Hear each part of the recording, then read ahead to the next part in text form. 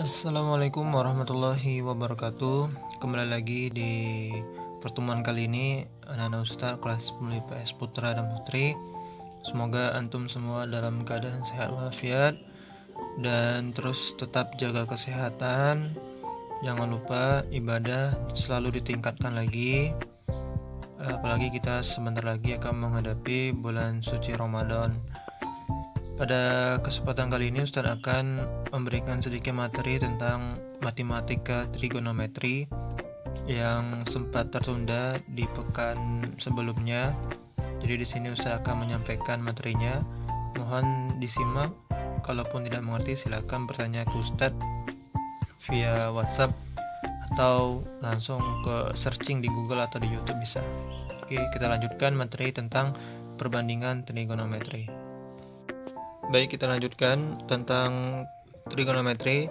Jadi untuk perbandingan trigonometri itu dia memiliki pengertian perbandingan panjang tiap dua sisi, dimana Ustadz sudah menjelaskan di pertemuan sebelumnya bahwasanya trigonometri itu terbentuk dari sebuah sudut yang memiliki sisi-sisi atau disebut segitiga sama sisi. Jadi seperti ini, misalkan dia ada sebuah segitiga sama sisi ya. Nah seperti ini. Ini disebut dengan sisi. Nah menurut pengertian kan dia adalah perbandingan panjang tiap dua sisi. Ini sisi yang pertama per sisi yang kedua, atau sisi yang pertama di sini juga bisa per sisi yang kedua di sini. Jadi tiap dua sisi, dimana dalam sebuah perbandingan trigonometri nilai suatu sudut itu selalu sama. Kalau misalkan dia sudutnya berbeda, misalkan kesini lagi, berarti dia lebih besar lagi seperti itu kan. Nah kita bikin di sini A, di sini C, di sini B. Nah sini ada huruf C kecil, di sini ada B, di sini ada C. Oke, dimana untuk memudahkan kita menghafal dari perbandingan ini, maka dikenal dengan istilah ada yang disebut dengan sin cos tan. Jadi ada disebut dengan sin cos tan. Sin ada cos, ada tan. Nah ini disebut dengan rumus untuk menentukan sudut-sudut istimewa nanti gitu kan. Kita harus paham dulu sin cos-nya dulu. Nah dimana sin ini dia memiliki rumus yaitu demi ya.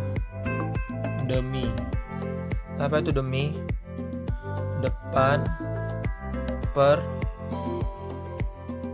miring. Depan di sini ada depan dari sudutnya. Berarti depannya apa? Depannya adalah C. Kondisi ini C juga ya. Ini A. Sorry ini aja. Berarti depannya alfa apa? A per miringnya apa? C. Berarti A per C. Terus cos atau cosinus itu rumusnya adalah sami itu apa? Samping per miring. Artinya sampingnya mana yang ini, miringnya yang ini. Berarti B per C. Terus ada yang terakhir tangan atau tan demi sami, kalau teman itu desa. Depan samping, depan dari alfa ya, terus samping. Berarti rumusnya apa? A per B. Nah ini adalah perbandingan panjang tiap dua sisinya ya kan. Bisa sisi yang di sini, atau yang di sini, atau yang ini ke sini, atau ini ke sini, seperti itu. Oke, pahami dulu tentang perbandingan trigonometri. Nah, selain perbandingan trigonometri, yang sin konstan, dia ada yang kedua, yakni tentang perbandingan tiap dua sisi, yang disebut dengan sek. Terus ada juga kosek, ada juga kotan. Nah, jadi perbandingan ada dua, ada ya sin konstan, ada sek kosek kotan. Atau sek kosek kotan ini merupakan nilai seper dari nilai sin dan kos dan tannya. Nah, contohnya sek kosek dan kotan ya. Kalau sek itu berarti nilainya adalah sek alfa ya, sama dengan C per B. Kalau kosek itu berarti C per A ya. Kalau kotan berarti B per A. Ini nilai dari sudut sek, kosek, dan kotan. Tadi kan sudah menjelaskan sek, kosek, kotan ini merupakan nilai, kalau dibandingkan dengan nilai sin konstan, dia nilainya seper. Contoh ya, misalkan kita mencari sek ya dengan perbandingan dari sin atau kos dan tan. Kalau misalkan ada mengaitkan dengan sudut sin konstan, maka nilai sek itu adalah 1 per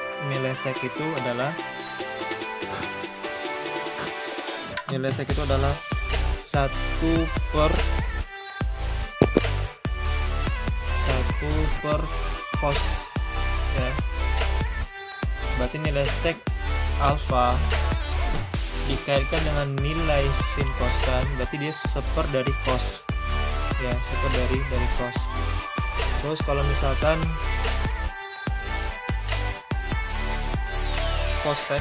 kosek ya, kosek berarti dia nilainya adalah 1 per sin ya, 1 per sin kalau dilihat dari nilai sin dan cos dan tannya. Terus sek kosek kotan. Nah, kalau kotan itu rumusnya adalah 1 per tan ya, 1 per tan, seperti itu.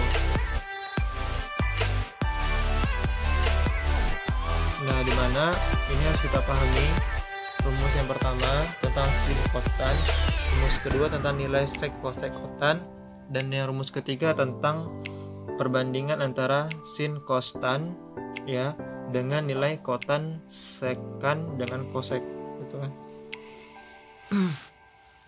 Dan catatan lagi, dimana kalau nilai tan ya, nilai tan itu juga bisa bernilai, dimana nilai tan itu juga bisa bernilai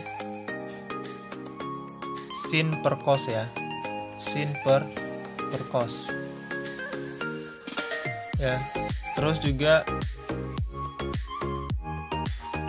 kotan ya, ada namanya kotan. Tadi kan kotan kan sepertan, atau bisa juga kotan itu nilainya adalah cos per sin, cos alfa per sin alfa, seperti itu.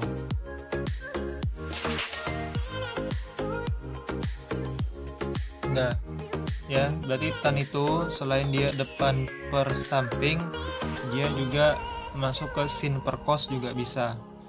Dan ini juga untuk perbandingannya, berarti kalau misalkan di sini ada kotan, sek sama kosek ya, ini merupakan perbandingan trigonometri yang harus kita pahami sama-sama. Jadi ada 3, yang pertama sin konstan, terus yang kedua sek kosek kotan, yang ketiga tentang perbandingan kotan, sek dan kosek apabila dengan sin konstannya.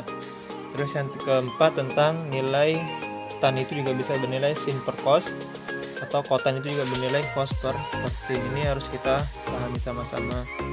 Oke, ini dulu materi kita hari ini, tolong dipelajari dulu. Untuk sekarang belum ada tugas, nanti kita masuk ke sudut-sudut istimewanya, yaitu misalkan sudut 30, 45, 60, 90 ya. Dulu Ustaz, kita akhiri dengan lafaz hamdalah. Alhamdulillahirabbil alamin. Wassalamualaikum warahmatullahi wabarakatuh.